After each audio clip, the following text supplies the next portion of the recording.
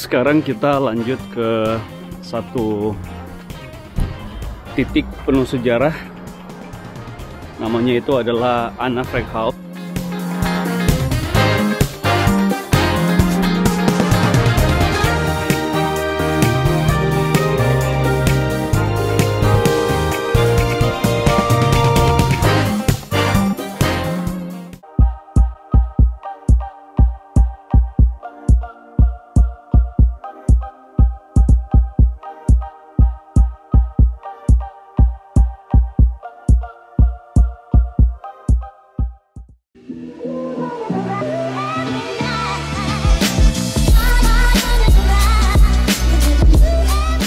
Jadi tanpa disengaja gue bisa naik Louvre Canal Cruises ini. Itu timingnya menurut gue itu adalah salah satu golden hours, karena dimana matahari lagi sunsetting.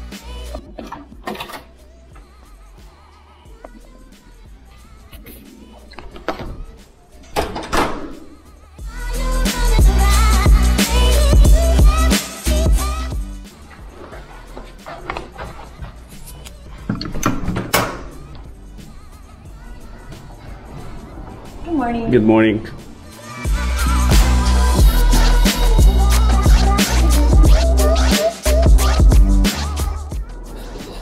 Sekarang kita jalan ke stasiun lagi. Kita mau ke salah satu alun-alun kota. Nanti namanya gue kasih tahu. Mohon maaf karena memorinya kayak short memory loss gitu. Baru baca udah lupa. Jadi ini alun-alun atau square yang ada di pusat kota Amsterdam.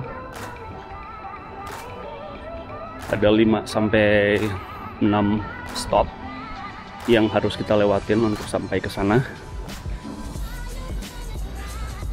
Udara pagi ini jauh lebih dingin daripada siang kemarin gua tiba di Amsterdam. Kemungkinan karena sedikit basah. Ada gerimis gitu, jadi cukup dingin.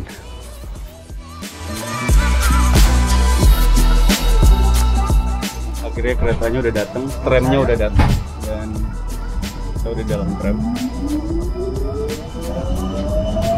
Sebenarnya gue lebih senang kalau naik tram sih. Kenapa? Karena aksesnya tuh di pinggir jalan, nggak perlu naik turun tangga kayak di train station.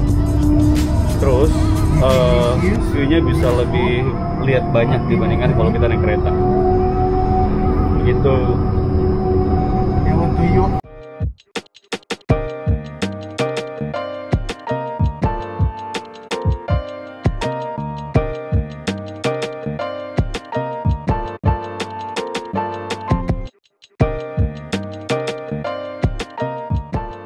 Jadi kita udah sampai di Leidseplein. Saking susahnya namanya, gue harus buka map dan membaca lagi. Namanya memang sulit diingat dan dilafalkan pun juga sulit. Jadi kita bakal muter-muter area sini. Di belakang gue ini ada Apple Store gede banget nih. Itu dia. Terus ada yang lagi antri di sebelah sana. Gue nggak tahu mereka lagi ngantri apa. Kita puter-puter aja. Di sebelah sana ada Canal. Coba kita ke sebelah sana ya.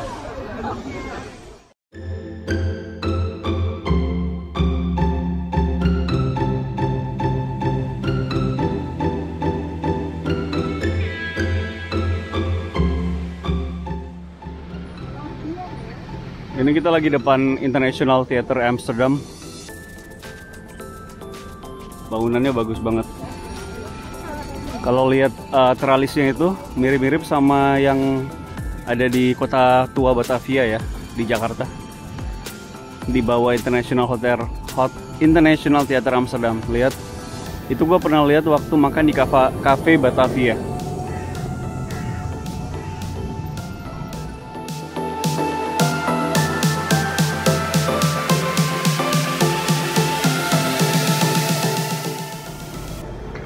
Karena bajunya udah tebel, jadi udah lebih nyaman dibandingkan kemarin bener-bener nembak sampai ke tulang. Jadi Oktober cukup dingin. Biasanya gue ke Europe itu di bulan November. Jadi harapan gue tuh Oktober nggak sedingin November. Ternyata ya mirip-mirip lah. Jadi harus extra prepare baju yang lebih.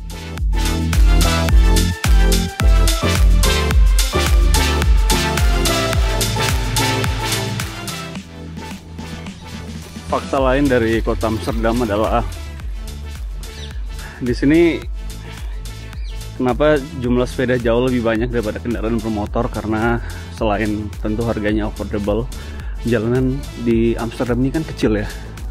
Dan salah satu the challenging part of having a car in Amsterdam adalah nyari parkiran. Makanya mereka prefernya itu sepeda karena gampang parkir, gampang salip kiri kanan kan. Terus artinya orang Amsterdam tuh bukan berarti nggak punya mobil, mereka ekonominya tidak mampu atau tidak berada. Tapi mereka tuh jadi lebih kayak smart spender gitu. Mereka mikirin kalau punya mobil harus parkir gimana. Kemudian kalau mereka ke kantor juga mereka bakal butuh waktu lebih banyak karena jalannya itu kecil sekali, sehingga potensi macet kalau mereka mikirnya pakai kendaraan roda 4. Ini kayak gini, begitu satu mobil yang stop, otomatis langsung lumayan bikin kemacetan di belakang.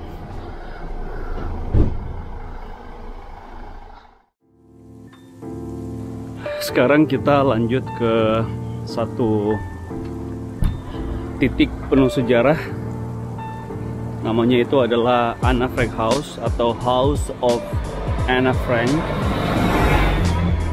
Nah, dia ini sebenarnya seorang gadis remaja yang lahir di tahun 12 Juni 1929 dan adalah seorang gadis remaja Yahudi lahir di Munich, Jerman. Kemudian pada saat kebangkitan antisemit atau Hitler ya, mereka sekeluarga ini pindah dari Munich ke Amsterdam, Belanda.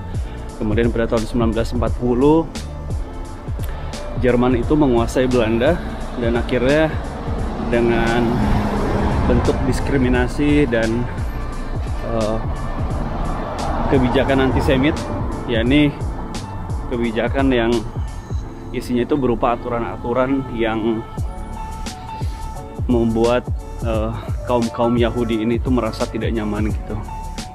Kalau sudah pernah mendengar Holocaust atau pembasmian orang-orang Yahudi di Eropa pada tahun 1940-an di Belanda, kemudian Anne Frank ini dia menulis buku harian, dan di dalam buku harian itu dia menceritakan bagaimana kisahnya sebagai seorang remaja Yahudi yang harus bersembunyi, berpindah tempat, kemudian yang tadinya hidupnya enak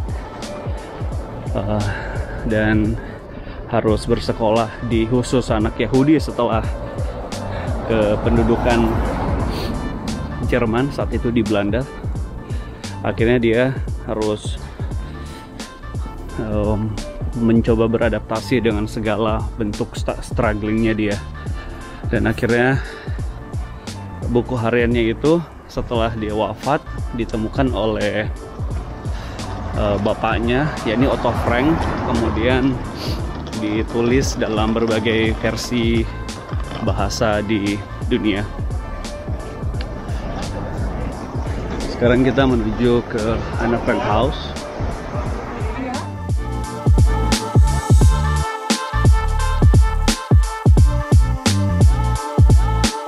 Oh, rumahnya si Anne Frank.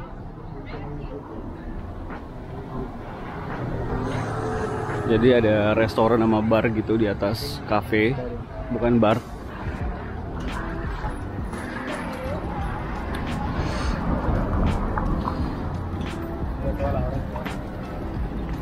Kita bakal nyebrang ke sini biar bisa dapat view dan angle yang lebih wide. Jadi tahun 1942 si Anne Frank ini dalam persembunyiannya akhirnya ketangkep sama badan intelijen badan intelijen Jerman yang ada di Belanda. Kemudian akhirnya dia dibawa ke camp dan akhirnya meninggal di tahun 1945 karena endemi typhus waktu itu, belum ada obatnya.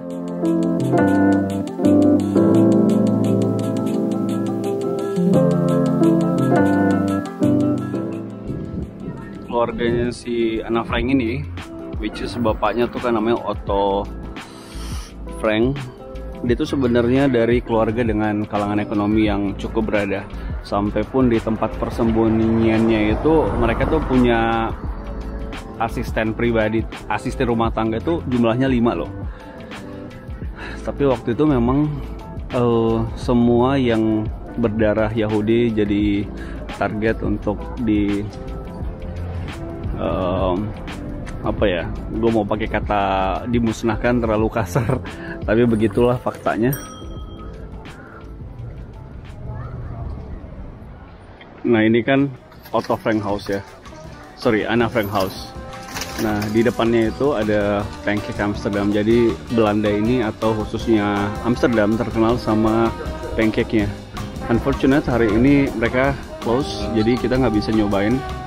Tapi kita harus cari pancake yang lain karena belum ke Amsterdam kalau kita belum nyobain pancake-nya. Ini dia pancake-nya, dan itu dia Anna Frank House. Ini kanal. Nah itu dia. Rumahnya bagus banget. Jadi yang kemarin gue jelasin pada saat kita Canal Cruise, jadi banyak kapal yang dipakai untuk rumah permanen seperti ini, dan jumlahnya itu sekitar 2000 di seluruh kanal yang tersebar di Amsterdam. Tapi untuk sekarang nggak boleh ditambah lagi karena mengingat kanal ini adalah salah satu sarana transportasi yang cukup vital di kota Amsterdam. Jadi jumlahnya nggak boleh ditambah lagi, otherwise bakal berefek negatif sama transportasi mereka. Nemu bangku masih di dekat rumahnya si Anna Frank. Gue duduk sebentar di sini, dan di seberang itu banyak makanan cafe gitu. Ada steakhouse, ada barbecue, ada Indian restaurant, ada bar. Di mana-mana di sini kalau traveler yang suka ngebir mungkin tahu kalau Heineken itu asalnya dari Amsterdam atau Belanda.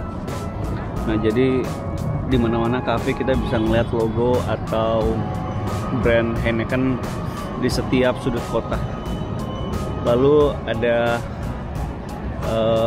tour khusus namanya itu Heineken Experience. Jadi traveler yang wondering proses manufacturing atau productionnya si Heineken ini gimana, itu bisa nyobain tour Heineken Experience.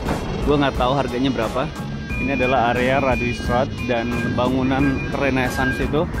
Di sana itu ada beberapa hotel, ada Hotel Dian dan lain-lain. Jadi hotelnya itu hotel-hotel kecil gitu. Tapi harganya jangan salah, bisa super expensive kayak hotel bintang 5 yang ada di Jakarta. Dan buat saran teman-teman, mungkin bisa ke Amsterdam hindari weekend kali ya, karena di satu weekend hotel harganya tuh melambung super tinggi. Jadi kalau di weekdays harganya masih normal, itu pun normalnya harga hotel di Amsterdam itu tuh udah kayak harga hotel di kawasan Sudirman, Kuningan, dan Tamrin di Jakarta. Bangunan yang kelihatan itu adalah Royal Palace of Amsterdam. Sekarang kita tujuannya mau ke sana. Kita pengen lebih dekat. Dan ups, kita harus lewat sini, ding.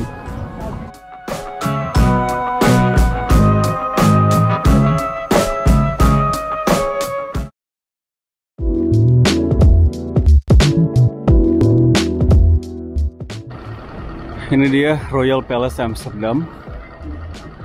Wow, lagi gerimis. Terus ada Maison Amsterdam. Terus di sana tuh ada banyak toko-toko H&M kelihatan. Terus di seberangnya lagi ada Magna Plaza. Ini adalah shopping center gitu.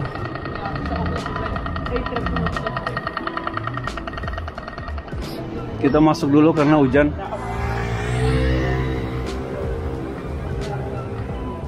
Jadi Amsterdam itu sering banget turun hujan. Tapi hujannya itu yang cuman singkat aja. Karena hujannya udah selesai, gue baru keluar dari Magna Plaza. Magna Plaza bukan Magnum Plaza ya. Tadi gue sempat bilang Magna Plaza. Dan gue sekarang berdiri di depan Royal Palace Amsterdam. Ini tuh usianya udah 350 tahun. Dan di tahun 1808 ditransform atau dirubah oleh King Napoleon Bonaparte yang menjadikannya sebagai Royal Palace.